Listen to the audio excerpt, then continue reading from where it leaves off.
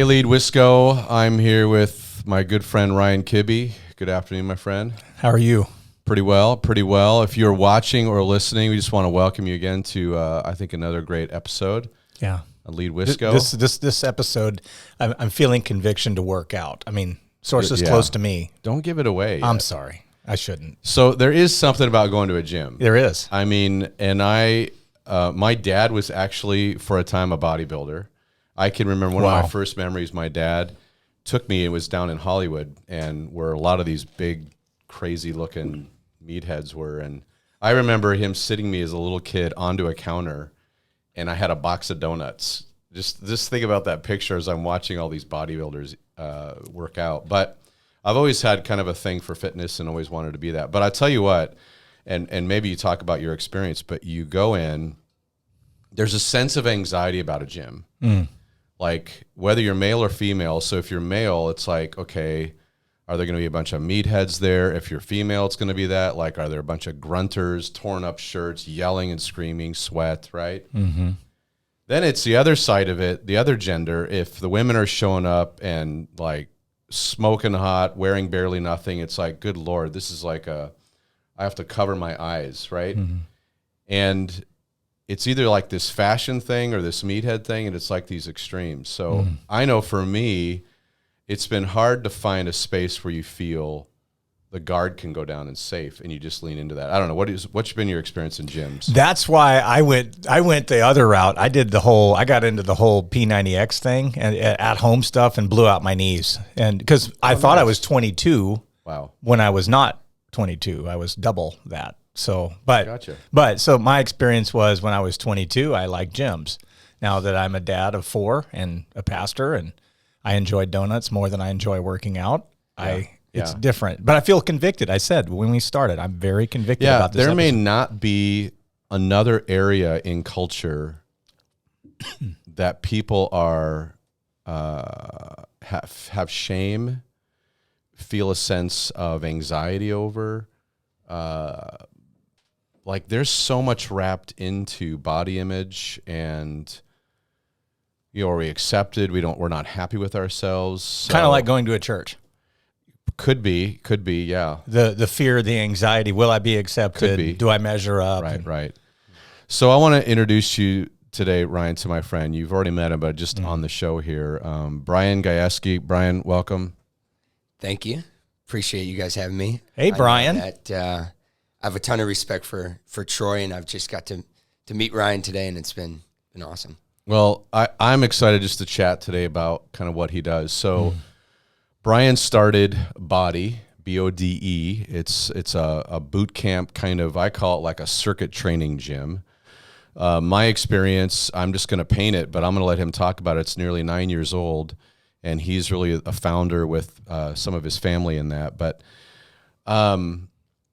the first time I showed up, a friend invited me, and that's kind of what one of the nice pieces to this is. You can invite anybody, and it's free for a week.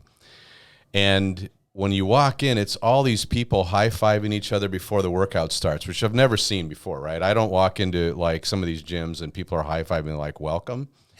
And then I'm seeing all shapes and sizes. I'm seeing a woman that's like 4 months pregnant. I'm seeing a business guy. I'm seeing a high school kid. I'm seeing someone that shouldn't be in there because they're too old, but they're there. And it's just like, wow, I've never seen this. Well, before we start, and I think when I went, it was 5:30 in the morning. It was, hey, before we start, and Brian comes over, I want to introduce you, Troy. Everybody, welcome Troy. And it's like this roar that I've showed up to the gym. You are celebrated. Oh my gosh. It was like, okay. Now everybody knows me, right? And I'm here for my first time. Now, I thought it would be like the look of shame. Oh, you're doing that wrong. You're doing that wrong. I can't tell you how many times saying, oh, do this, people diving in. Then the workout was over. Then it was all these high fives. It was pretty amazing. Wow. And I know that for me, I'm used to working out alone, but I thought, wow, I've never experienced a communal family experience that way. So, Brian, I'm going to throw it back to you. Tell us your story, because this just doesn't just magically happen. This is not a normal gym environment. Tell us some of your story, how you grew up, and what's informed Bode. Yeah. I mean, first of all, I think that has helped create this space is that I don't love working out. Which is so funny to hear. I've heard him say that. Yeah. Man, we are brothers. We're brothers. Push-ups. I don't love burpees. I don't either. I don't love sit-ups. But and I think the everyday person, I mean, we know the importance of it, but does anyone truly enjoy it? So no. We wanted to make a space and an experience that, hey, this is manageable. And after I leave, I'm going to feel better too.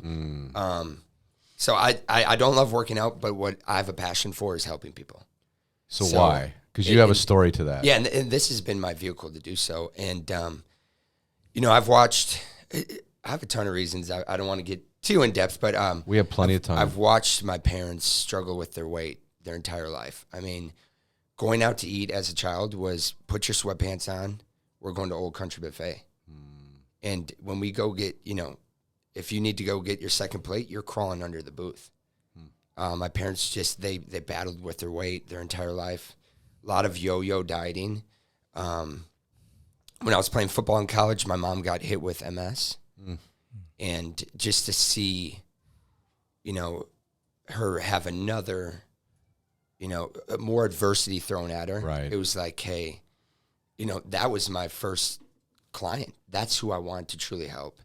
And long story short, she's now down 80 pounds. Wow. And she's kept that off 5, 6, 10 years, which is amazing. So it's one thing to lose that, and maintain it for a year or two, but to see how that weight loss and that journey, just that lifestyle change has helped her battle MS.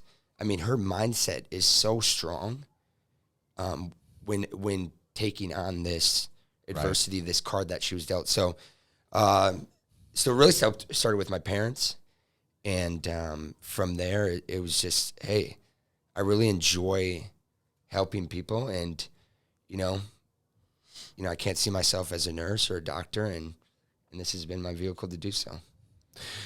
I think kind of what I'm thinking about is typical like trainers. They're operating with probably mind and strength. They're people that say, you need to know this. So then just, pull up your big boy boots or your big girl boots. And and start to do it. Like there's kind of this command and mind or will and strength. And what I sense in you, and so maybe talk about it more, you actually care for people on a heart level. You actually feel their pain. Yeah, and I think that is what's, created the diversity that we have now. It's not, hey, come. I see a lot of people in the fitness industry, and there's so many amazing people in the industry that I've looked up to, but a lot of it is look at me, look at my body, look at what I've done, be like me. Yeah.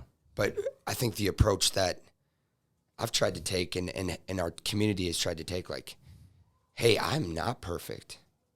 I have wounds. I have adversity. I have anxiety. I have my own battles. And hey, let me be side by side with you. We might not have the same battle, but let's walk together. Yeah. And I think that's what's really created this diverse space that, hey, you have a different journey than me, and you're about 10 years older than me. Yeah, a little bit. But we're going to go side by side and take this on together. And afterwards, we're going to celebrate that we both walk through those doors today. Yeah. Yeah. So. It's such a different culture, and I know this is stirring for questions for you, so dive in. It does. We talk about greenhouses, like creating healthy environments where people flourish and grow, leaders can grow. What I'm hearing from you is literally, to use Pastor Troy's in my world, you're a shepherd. You're literally, like, in a sense, you're taking that mind, that body, that spirit, creating this synergy in that atmosphere. That's different than just, here's one goal, that's it. Sounds like you have a vision for a larger purpose. You're creating a place where people are celebrated, not tolerated. You're actually shepherding that environment. That's amazing. Yeah. That's different. That's different than saying, here at Body, we're here to lose weight. Well, that's a byproduct. That's not your vision. It's You're creating a wellness mentality. You're creating a synergy there. Yeah. I think that's what I'm hearing him say. Yeah. It feels like it's not outcome based. I'm going to say it, and I interviewed Brian at our church. I put him up on stage and said, he's created family more than most churches do, because when we focus on just the product or the outcome, we lose a sense of the humanity of the person. And what I love about who you are, Brian, and it's such a great challenge for us in leadership. Leaders can so quickly look to, I just want to get results, where it feels like the priority is that you're connected. You're using your business model, instead of using people to get your business done, you're using your business to get people done. I love that analogy. Yeah. Yeah. And what's interesting is I don't sense in Brian, and you could speak to this, I don't see you writing a strategic plan on a paper going, I'm going to try to do this. I'm going to trick people by loving them and connecting with them. This is just who you are. Yeah. I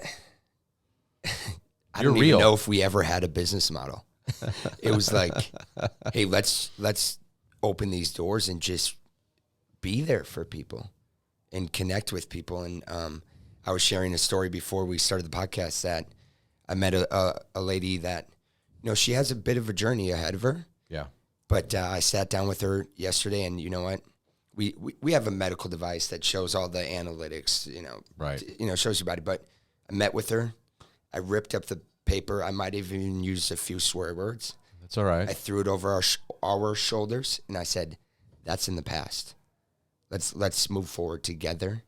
And it was so powerful. We both had tears in our eyes. Wow. So, wow. yeah, when was the last time you heard a gym trainer cry with you and say, "Let's do this together"? Yeah, I'm gonna start calling him Pastor. No. That's amazing. I have a lot of work. But creating that culture too, like I love the idea. Can you imagine, Troy? Like people coming into churches with that kind, like everybody celebrate. I mean, yeah, I don't even think just churches. I think just businesses, wherever, the workplace. The workplace. I think as a leader, it's just a great reminder of never let your leadership surpass the humanity of the person that's in front of you. Like don't let the product or the result be more important than what's in front of you. And I can easily do that. I'm a get it done guy, so it's so easy. And I would say, it's funny, Body is a place that I go. I've been for a couple years. I see results, but it's honestly more than just for me to work out now. Actually, it's almost restorative. Okay, I'm being connected. There's some people I know. I'm actually having fun, even though I don't like some of the exercises. Really, as you're saying, I like. Dang it! Really, they set this up, but it's actually good for me. It's actually a great break in a way, and I think that's great. So here's what I want to ask: leadership. Somehow, your leadership gets informed by whether it's your faith or something. What is informing your leadership decisions? Because I could sense you're kind of a gut guy. Like, I didn't go to like a leadership book or a strategy plan. I just feel this, we should do this. Yeah, and I think an important part of leadership is getting, everyone has a strength individually. Like what your strength is going to be different than mine. So it's like, let's not focus on Troy's weaknesses. What's his strength? And then let him run with that. So some failures that I've had along the way with maybe our team is, trying to change that person. Like, hey, we joined together for a reason. And like, I don't want you to be me. And I don't want you to be, another trainer. I want you to be you. And what's your strength? So I think what's impacted me the most, it's crazy how this has all happened, is the people that I've met there. Yeah. I found that their leadership skills have inspired me.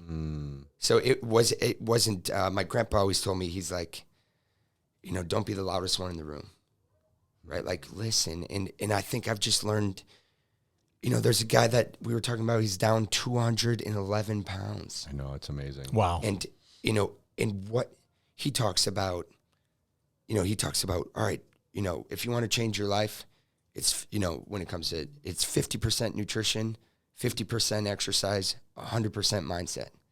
Like just what I've learned from him. Yeah. And I think that has really impacted my leadership skills. It's impacted my faith because, you can connect I haven't been strong in my faith in my life. Yeah. And people have come into my life at this space at Body that have not challenged me, but walked side by side with me in my faith journey. Yeah. Very similar to what I'm doing with them in their fitness journey. So, it's like, it's hard to ignore my faith and when people they're being placed in my life and it's like, why is this? So, yeah. It's like, it's church cultures, or actually, I hate to just keep saying church cultures. It's any nonprofit business, but the value of everybody offers something. And then our goal isn't to widget everybody to look the same, which could be the biggest mistake we make as leaders in any area. Mm-hmm.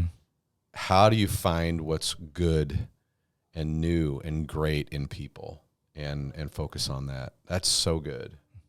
You are in an industry that is very competitive, I'm guessing.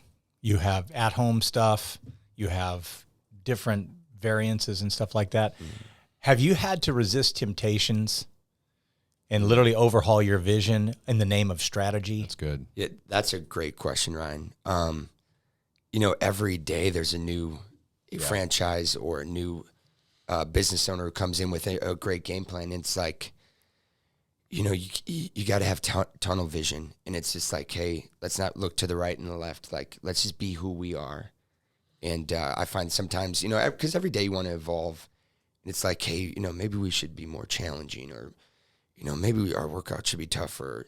But it's like, at the end of the day, we created this space to not only help people lose weight, but even more, let's help them become a better father, a better husband.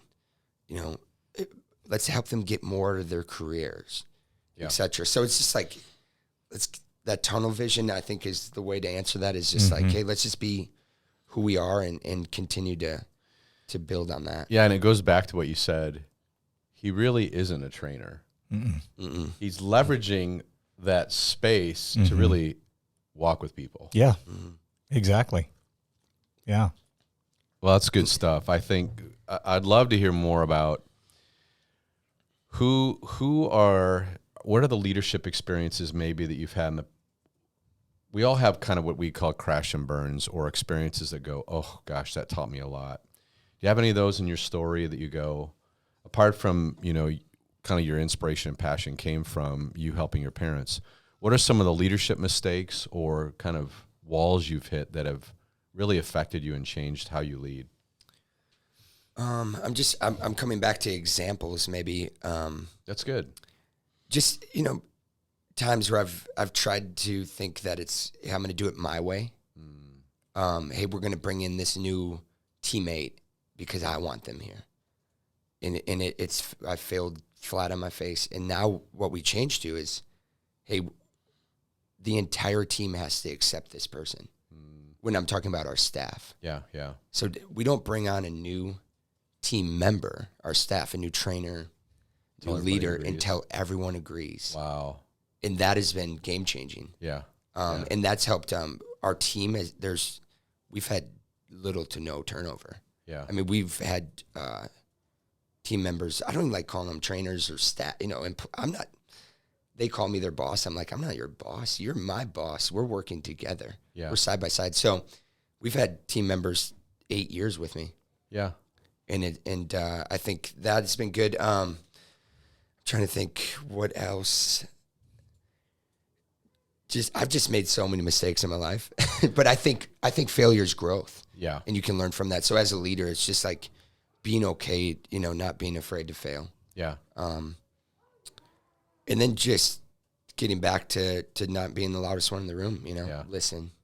It's amazing because if you go and this is no slight on the trainers, but in some ways they don't necessarily fit the profile of some intimidating. They really are very connecting, which I think your style of leadership is actually bleeding into being caught by people, and it's really good. I mean, you have all different personalities, and so who's training today, I know a little bit of the nuances that we'll get, but it's so interesting. So talk a little bit about COVID, because you and I talked a lot about, okay, you're asking me what we're doing, I'm asking you what you're doing, and what did COVID teach you as a gym or as a leader in that industry? Because there was some learnings, there was some ahas. What happened out of that?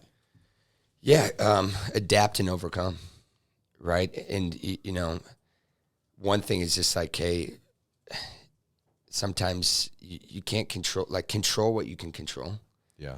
And, but I think the greatest thing that came from COVID was just like the appreciation and gratefulness that I have for our community, because our members paid without being able to come. Yeah. So when you talk about a family, wow, that gives me goosebumps. I mean, these, you know, we were offering virtual workouts, but like Ryan was saying, we don't want to compete with Peloton. That's just not us. So we offer virtual workouts, and we were right in their living rooms. You know, we did Zoom workouts, and we were able to share the screens, and, you know, we got into all that where we could still connect with people and they could see each other as well. And that was great. But I think it was just being grateful for the family that's there. And yeah, I mean, they supported us and they kept us, you know, it's because of them we're still in business. I want to add some texture to this, because I don't think people just picked up. If you go to some of these gyms, it's $10 a month or $15 a month. Tell them how much it costs per month. I think it's important. So we have a rule. If anyone calls the gym, no one can unleash our prices. Right. So I have to stick to that rule, only because, you know. Can I say it? Yeah, you can say it, but. I'm just going to say, but what? Well, you know, it's a cost-effective way to get the I think the reason I want to say it, when you say people paid, and I was one of them, and I didn't watch online, I was not working out, why would I do that? Why would I pay that amount of money? Because I actually cared for you and the group. Like, I want you to keep going. Well, that's called reciprocity. Yeah. It's deposits and withdrawals. And what I'm hearing you say, Troy, is that he so deposited into you. Oh, gosh, when they were in trouble, you deposited back. Absolutely. I wanted to win. I'm like, okay, 12 months cost me X amount of money, trying to hold to his rule. But I would just say it's much more expensive than a lot of these gyms around here. Now, but it's worth it actually to me. Because you had equity. Oh my gosh, yes. I want them to keep going. I want what he's doing to continue to pay it forward to other people. There it is. And I would say I have such joy and no anxiety about bringing anybody. Doesn't matter who I bring. Actually, the only thing I've brought a couple people, so this is funny. These are a couple fun stories just to lighten it up a little bit. But I brought in a couple younger guys. Now I'm 57, and I get it. Okay, I think I'm 18. Me too. But I'm not. Me neither. So I'll bring a couple young guys, and I'll say, hey, you know, when you show up to the gym, they have certain days or certain body parts, like lower body is usually Monday, Wednesday, and Friday. Friday's a little bit mixture of both, but then Tuesday, Thursday's upper body.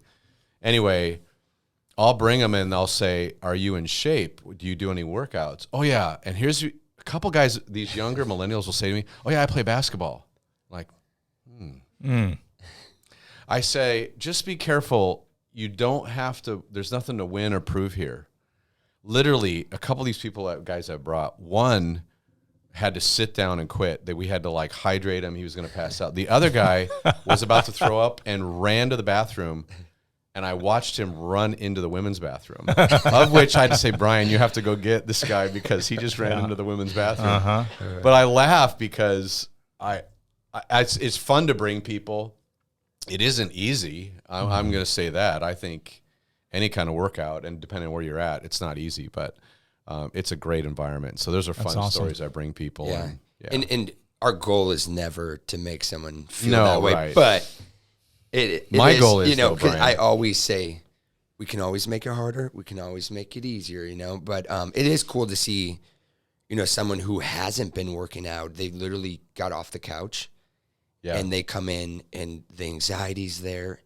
And you know what? They leave doing a little bit more than they did yesterday or last week. Yeah, And how mentally, how they leave that place. Yeah, there's no shame. You know, it's just amazing. You can modify, and that's what makes it really great. It's just a great environment.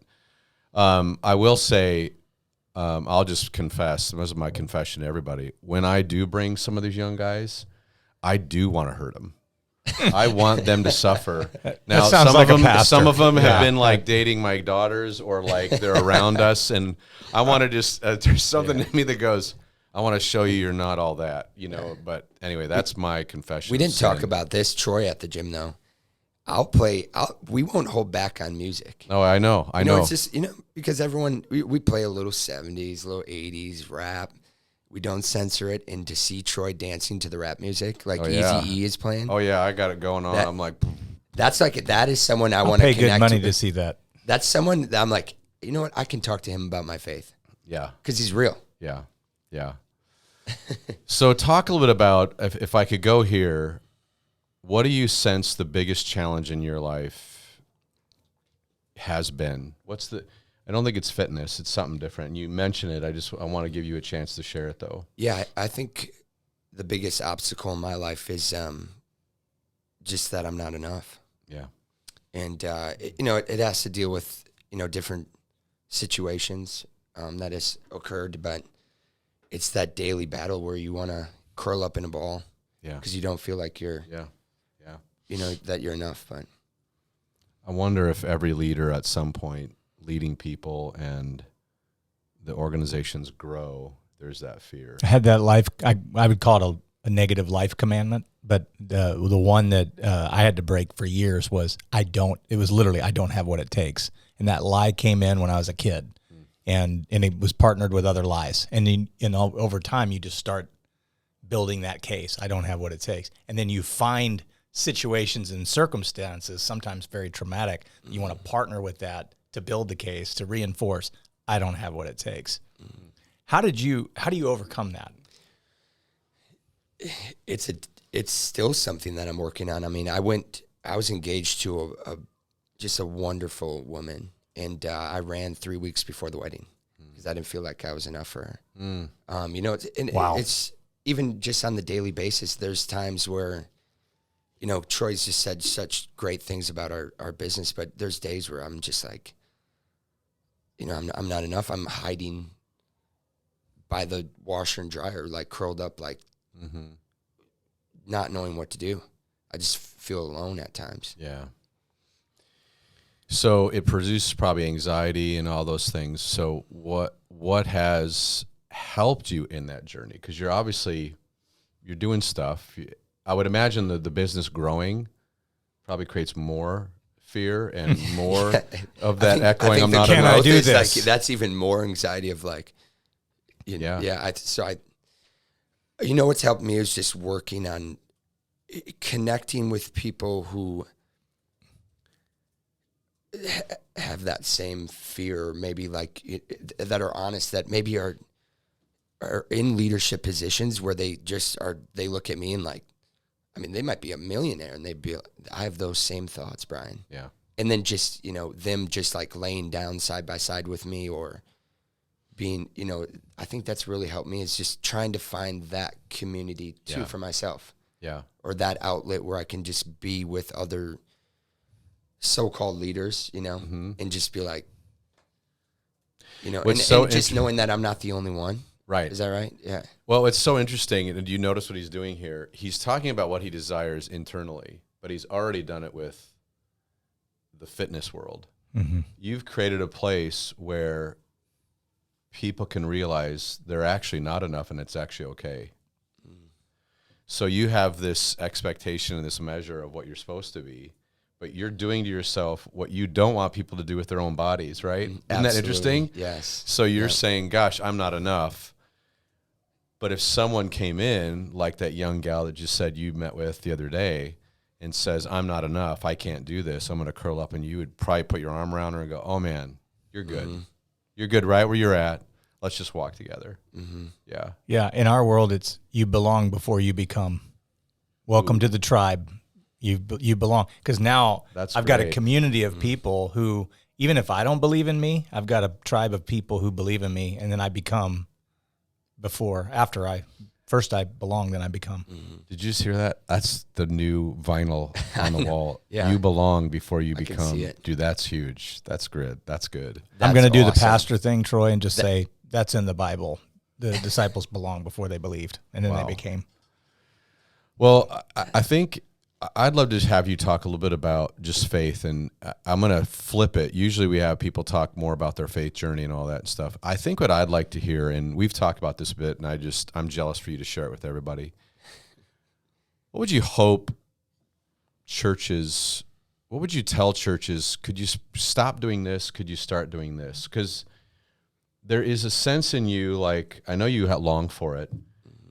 I always joke with you, there's like a chair for you and all that, and it's that gentle tug, but I don't want to shame you. It's the same thing you do probably with body. Mm-hmm. I want to walk with you. But what's some of the barrier? And be open. I'm fine with that. Yeah, I mean, I grew up in the Catholic Church, and, just a lot of, like, pressure with that. What was with that? Because it doesn't mean that that's bad. No, not at all. But what happened to you? I think I was just turned away from it by a lot of, like, views, like, you should be this person or you have to be this person to belong here. And I think if I was talking to a church, it's just what I respect you so much for is like, you'll come up to me and share your struggles with me. And Brian, I'm not perfect either. So I think as a leader at a church is just, connect. Yeah.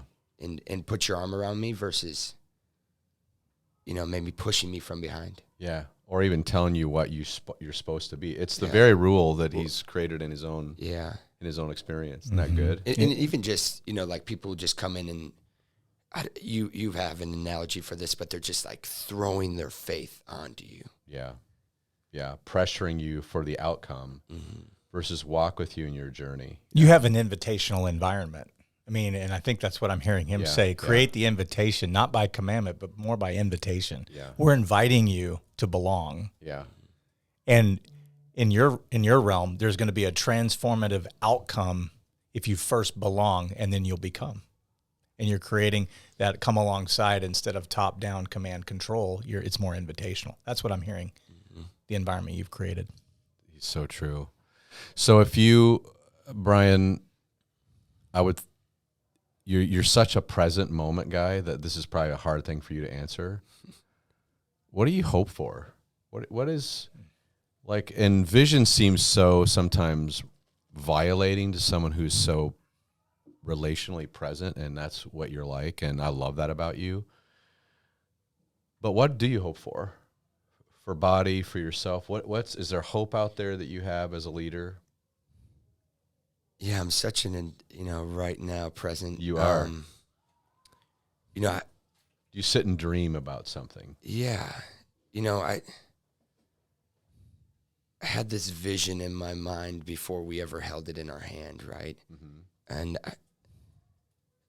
I think, just continuing to provide a space, not for 8 years, not for 10 years, but 30, 40, create a legacy of this greenhouse environment that's going to continue to not just help you lose a few pounds, right?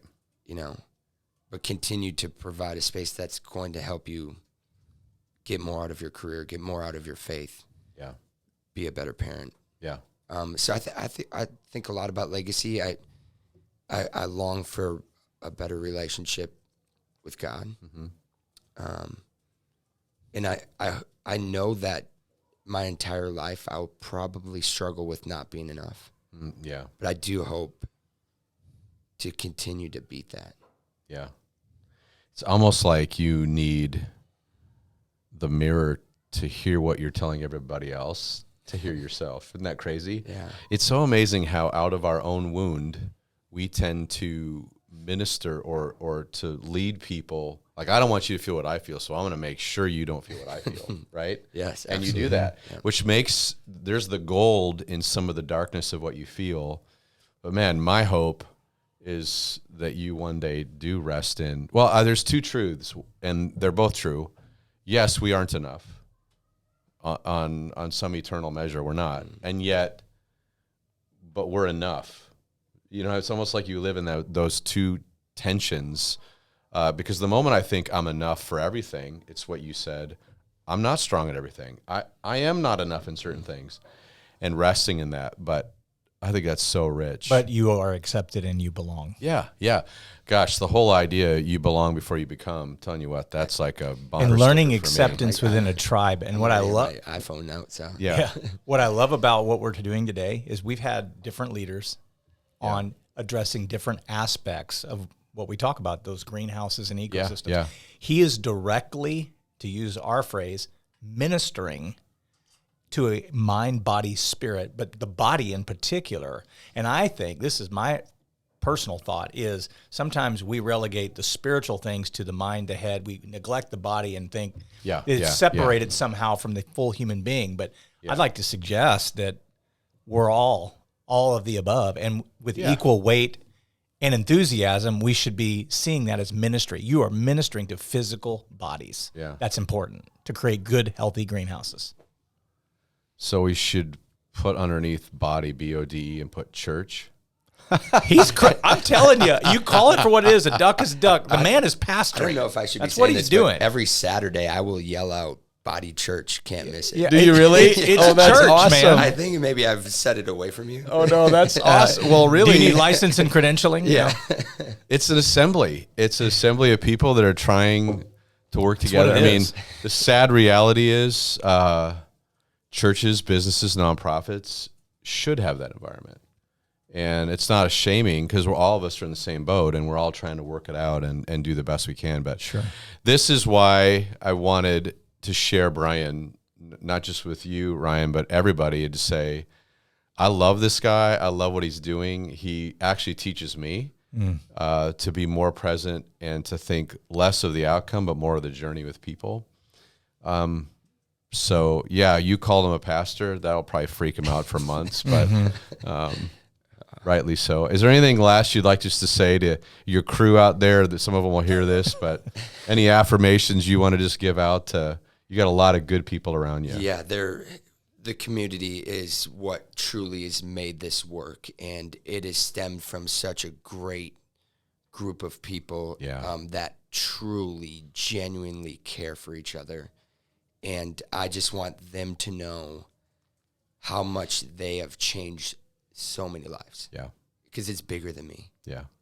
So that community is what has driven the impact. Yeah. And it comes down to them. Yeah. Any last thoughts there, Ryan? I just love it. And I'm not going to call you pastor, but you get what I mean. And I want to say thank you for the service that you provide. And one of the things that I think we need to do a better job, you know, when I say pastors, championing the cause of Christ, what you're doing in the marketplace. What you're doing is vital to extending that message of faith, the nexus of faith and leadership. What you're doing needs to be celebrated over and over and over again with equal fervor as what we celebrate on Sundays. And I think when Christ's followers begin to catch that and begin to celebrate people the way you celebrate people when they come in first to belong before they believe and become, if we can capture that, that is a part of the secret sauce I see for cultural transformation. You're a huge part of that. Yeah. Huge. So thank you. Thank you guys. So good, bro. I love it. I love you, man. Yeah, I love you too. I feel the love. It's good. It's a Well, it's a bromance. It is a bromance. Yeah. It is, and I know he'll tear me up probably on Thursday, but He's going to make you pay the price. yeah, thanks for watching or listening. We're excited. We'll leave some information about Brian and the gym that really has got this environment, but we hope to see you watch, share, follow, whatever you can. Lead Wisco. See you later.